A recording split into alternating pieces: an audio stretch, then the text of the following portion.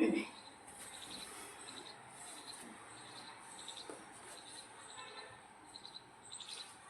Good morning everyone. आज के lecture में हम मुगल साम्राज्य में क्या पढ़ेंगे, प्रांतीय प्रशासन देखेंगे और मनसबदारी व्यवस्था देखेंगे। लास्ट लेक्चर में हमने क्या, जो प्रमुख बादशाह है उनका क्या रिवीजन क्लास थी हमारी, हमने जो सभी बादशाह उसका रिवीजन कर लिया था।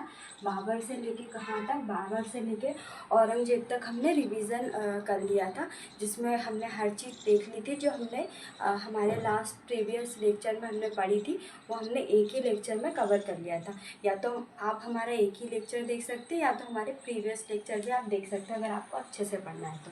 इसके बाद हम क्या देखेंगे आज के लेक्चर में, प्रांतीय प्रशासन में क्या देखेंगे। सबसे पहले प्रांतीय प्रशासन की व्यवस्था कैसी थी, उसके बाद सैन्य प्रशासन देखेंगे और न्याय प्रशासन देखेंगे ना। तो इसमें इतनी ही चीज़ें इंपॉर्टेंट है और ये आपके 7 मार्क्स में ही आएंगी, ज़्यादा कुछ इसमें इम्पॉर्टेंट नहीं है ना। इसके बाद मनसबदारी व्यवस्था थोड़ी इम्पॉर्टेंट है। बाकी धार्मिक नीति में हमने ओवरऑल जो भी पढ़ा है ना, हम उसमें ही थोड़ा बहुत देख लेंगे। धार्मिक नीति भी हम इतने अच्छे से नहीं पढ़ेंगे, बाकी जो स्थापत्य कला है और भी अन्य चीज़ें उसको हम देख लेंगे, है ना, नेक्स्ट लेक्चर में। सबसे पहले प्रांतीय प्रशासन में क्या देखेंगे कि सबसे पहले सूबा था ना, उसके बाद जिले को क्या बोलते थे, सरकार, उसके बाद परगाना जिसको तहसील बोलते थे, फिर ग्राम की व्यवस्था, है ना। तो ये हमने सीक्वेंस वाइज लिख दिया, जिससे क्या हर चीज़ आपको याद रहे। सूबा क्या थी, सूबा का जो प्रमुख अधिकारी होता था उसको क्या बोलते थे, सूबेदार। क्या बोलते थे, प्रमुख अधिकारी को सूबेदार बोलते थे। अकबर के समय कितने सूबा थे, तो 12 सूबा थे, है ना। कितने थे, 12 सूबा थे। और अगर शाहजहाँ के समय देखें तो 18 सूबा हो गए थे। और औरंगजेब के समय कितने सूबाओं की संख्या हो गई थी, औरंगजेब के समय 20 हो गए थे। इसके बाद जिले को क्या बोलते हैं, सरकार। और जिले के प्रमुख अधिकारी को क्या बोलते हैं, फौजदार। क्या बोलते हैं, जिले के प्रमुख अधिकारी को फौजदार बोलते हैं। इसके बाद परगाना जिसको क्या बोलते हैं, तहसील बोलते हैं। इसके बाद ग्राम की स्थिति आई। ग्राम के प्रमुखों को क्या बोलते हैं, ग्राम के प्रमुख को क्या बोलते हैं, या तो खूद बोलते हैं, मुकद्दम और चौधरी बोलते हैं ना, तीनों। इसमें हमने दिल्ली सल्तनत पढ़ा था, तब हम ग्राम को क्या मुकद्दम और चौधरी उस दिल्ली सल्तनत में भी बोलते थे, है ना।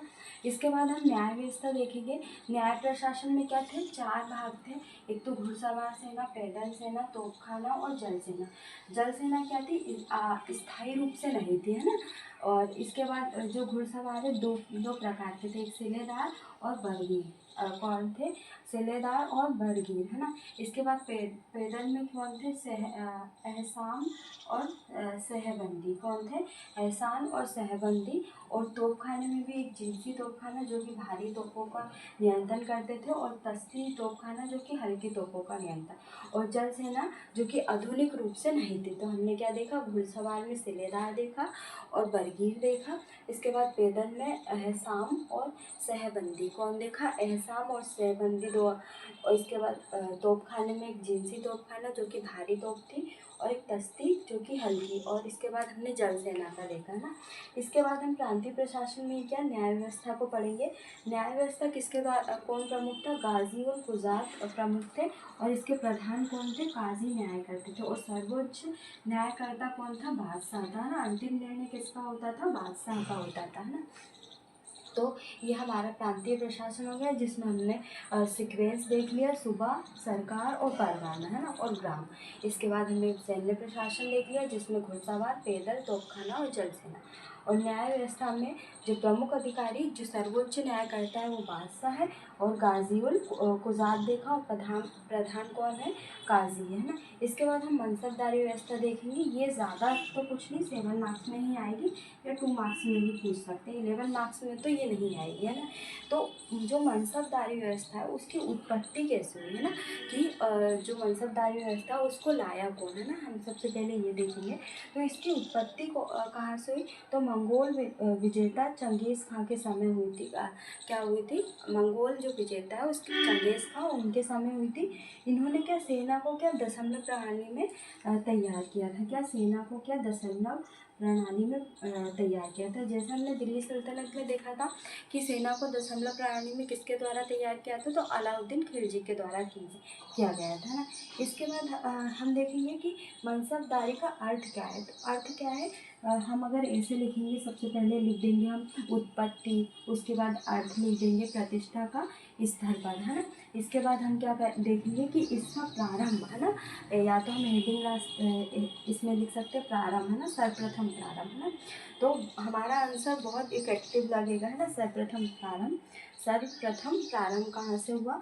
तो अकबर के शासनकाल में 19वें वर्ष प्रारंभ किया गया 1575। अब अगर हम इसका सन भी लिख देंगे तो क्या एग्जामिनर जो हमारा है वो ये सोचेंगे कि हाँ हमने बहुत अच्छे से पढ़ा है ना इसको। 19वें वर्ष हुआ था 1575 में, है ना। इसके बाद जो प्रशासनिक अधिकारी होता था उसको क्या बोलते थे? मनसबदार। क्या बोलते थे? मनसबदार, है ना। तो हमको इतनी ही चीज़ें हम 7 मार्क्स में लिख देंगे तो हमारा आंसर बहुत अच्छा लगेगा। 3 थे, एक सवार रैंक या जात रैंक के बराबर, है ना। तो 3 रैंक थे, है ना। इसके बाद दूसरे कौन थे? सवार रैंक या जात रैंक के आधा और आधे से अधिक, है ना। और तीसरे कौन थे? सवार रैंक या जात रैंक के आधे से कम, है ना। ये आधा व आधे से अधिक और आधा और आधे से कम और इसके बराबर। तो ये प्रशासनिक अधिकारी के प्रमुख मनसबदार और तीन श्रेणियों में बांटा गया। सवार रैंक, जात रैंक के बराबर, अधिक और कम, है ना। तो आज के लिए हमने एक का रिवीजन देख लेते हैं ना कि हमने क्या क्या पढ़ा।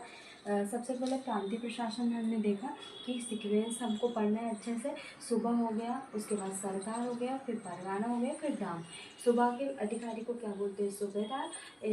और अकबर के समय कितने थे? 12 थे। शाहजहाँ के समय 18 और औरंगजेब के समय 20। और सरकार में क्या है? प्रमुख फौजदार था और परगना के, और इसके बाद ग्राम के प्रमुख को खूट, मुकद्दम और चौधरी, है ना। इसके बाद हमने सैन्य प्रशासन देखा जो कि 4 भागों में बांटा है। एक तो घुड़सवार, पैदल, तोपखाना और जलसेना, है ना। घुड़सवार में हमने सिलेदार, बरगीर, एहसाम और सहबंदी, है ना। ये दो पैदल में भी सहसाम और सहबंदी, है ना। एहसाम। और इसके बाद तोपखाने में भी 2 जिनसी और दस्ती, है ना। और जल सेना का स्थायी रूप से नहीं था। और इसके बाद न्यायव्यवस्था में हमने देखा गाजी उल गुजरात, है ना, जिसके प्रधान को क्या बोलते हैं? काजी, है ना। और जो प्रमुख सर्वोच्च न्यायकर्ता है वो बादशाह। इसके बाद हमने मनसबदारी व्यवस्था देखी जिसकी उत्पत्ति किसके द्वारा हुई? मंगोल विजेता चंगेज खां के समय हुई। और इन्होंने क्या किया था? सेना को दशमलव प्रणाली में तैयार किया था। इसके बाद अगर हम इसके अर्थ की बात करें तो प्रतिष्ठा का स्तर पद, है ना। इसका अर्थ होता है मनसबदारी का प्रतिष्ठा का स्तर पद, है ना। इसके बाद सर्वप्रथम प्रारंभ किसके द्वारा किया? तो अकबर के द्वारा 19वें वर्ष प्रारंभ किया 1575। इसके बाद अगर हम देखें प्रशासनिक अधिकारी कौन होता था? तो मनसबदार होता था जिसकी 3 श्रेणियाँ थी, है ना। एक तो सवार रैंक या जात रैंक के बराबर, या सवार रैंक या जात रैंक के आधा या अधिक, सवार रैंक या जात रैंक के आधे से कम, है ना।